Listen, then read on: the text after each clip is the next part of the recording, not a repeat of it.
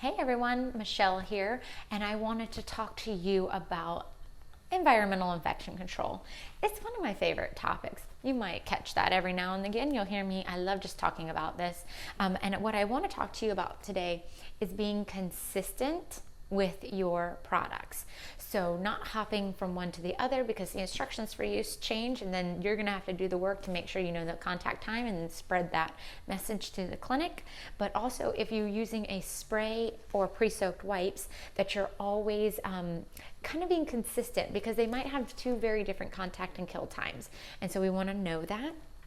And the other thing is, if you are pre-soaking your gauze, maybe you're taking this and dumping it into a container, and then you're putting gauze in there and you're soaking it, and that's what you use for the day or the week, or I don't even know how long. But the reality is, and this it's still something that's happening in dentistry, it's still questions I get when I do presentations. If your instructions for use do not say to pre-soak it in gauze, you should not be doing it.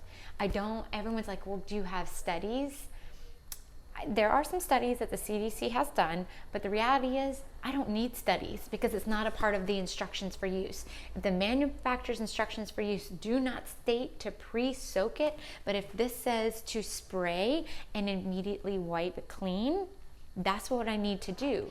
But there are studies out there. If this is an issue for you in your practice, let's talk about it, because there are great products that have pre-soaked towelettes in here that are designed not to break down the product, because that's what's happening in a lot of these gauze-soaked situations, is the cotton is breaking down the effectiveness of the product.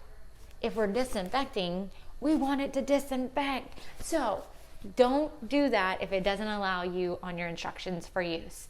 Hope this was helpful, and continue to follow my tips and tricks for infection prevention.